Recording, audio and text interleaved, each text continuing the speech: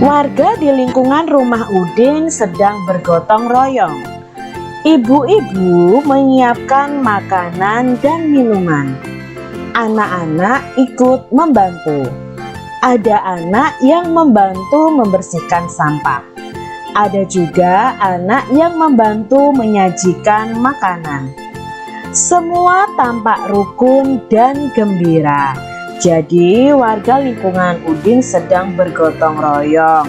Kita lihat di sini ada anak-anak yang membantu membuang sampah, ada juga anak-anak yang membantu menyajikan makanan. Gambar manakah yang menunjukkan sikap hidup rukun di masyarakat? Nah, di sini ada gambar mana yang menunjukkan sikap hidup rukun di masyarakat. Nah, kita lihat ya. Apakah gambar yang pertama juga menunjukkan sikap rukun di masyarakat? Iya, karena berbagi kue untuk bapak-bapak. Apakah yang berikutnya juga menunjukkan kerukunan? Iya. Nah, di sini apakah juga menunjukkan kerukunan adik-adik? Iya, jadi gambar ini menunjukkan sikap hidup rukun di masyarakat. Gambar manakah yang menunjukkan penolakan? Nah, di sini ada percakapannya. Mana yang menunjukkan penolakan? Ya, gambar ini nih. Siti menawarkan kue. Kuenya silahkan, Pak. Lalu bapak ini menjawab, tidak, terima kasih, Nak. Bapak masih kenyang. Nanti bapak ambil sendiri. Jadi di sini ada kalimat penolakan. Bapak ini menolak makan kue yang ditawarkan oleh Siti karena masih kenyang. Kalimat penolakan biasanya ditandai dengan kata tidak. Selain kata tidak, dapat ditambahkan kata maaf, terima kasih, lain kali ya, dan lain sebagainya. Kegiatan gotong royong di perumahan Udin terlaksana dengan baik. Ibu-ibu menyiapkan makanan untuk peserta gotong royong.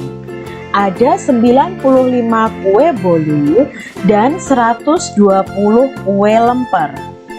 Kue itu disajikan dan dimakan 158 buah. Berapa sisa kue sekarang? Nah, berarti di sini kita akan belajar tentang penjumlahan dan pengurangan. Kita mau jumlahkan terlebih dahulu kue bolu dan kue lempernya. Lalu baru kita kurangi kue yang sudah dimakan. Berarti ya 95 ditambah 120 itu jumlah kue seluruhnya, lalu dikurangi 158 itu adalah jumlah kue yang dimakan. Nah, kita buat bersusun. Karena penjumlahan dan pengurangan itu sama-sama kuat, maka kita kerjakan yang paling depan dulu, yaitu 95 ditambah 120. Kita jumlahkan dari satuannya. 5 ditambah 0 ya 5. 9 ditambah 2 11. Kita tulis 1, menyimpan 1 di depannya. 1 ditambah 1 sama dengan 2. Berarti total kue semuanya adalah 215. Lalu 215 ini dikurangi kue yang dimakan. Nah, kita tulis dulu 215 dikurangi 158. 5 dikurangi 8 itu tidak bisa adik-adik. Jadi kita meminjam satu angka di depannya. Kita pinjam di angka 1. Jika angka 1 dipinjam 1, maka hasilnya di sini 0, kita tulis di atasnya. Lalu 1 yang dipinjam kita letakkan di depan angka 5, terjadi angka 15 di situ. 15 dikurangi 8 sama dengan 7. Lalu 0 dikurangi 5. 0 dikurangi 5 itu tidak bisa.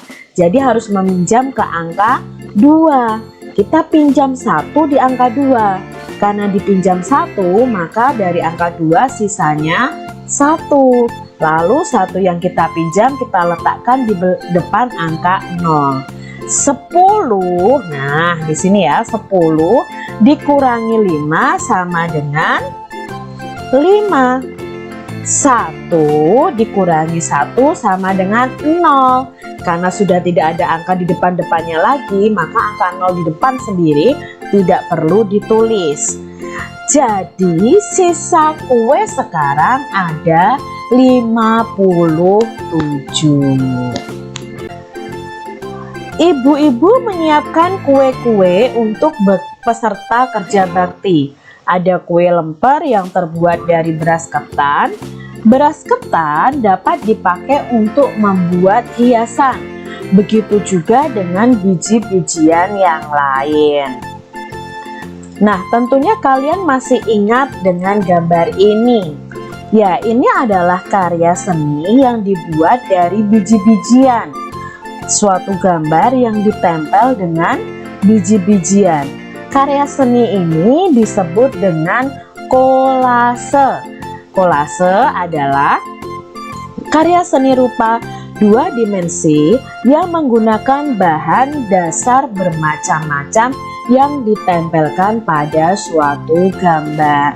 Kita bisa pakai beras, bisa pakai biji kacang hijau, biji kedelai, biji kacang merah, kita bisa pakai ketan dan sebagainya. Lalu untuk gambar ini adalah mozaik. Mozaik itu pembuatan karya seni 2 atau 3 dimensi yang menggunakan material atau kepingan-kepingan yang disusun sehingga membentuk suatu gambar. Nah, kepingan-kepingannya ini bisa kertas, bisa kaset CD yang tidak terpakai, bisa juga keramik yang tidak terpakai.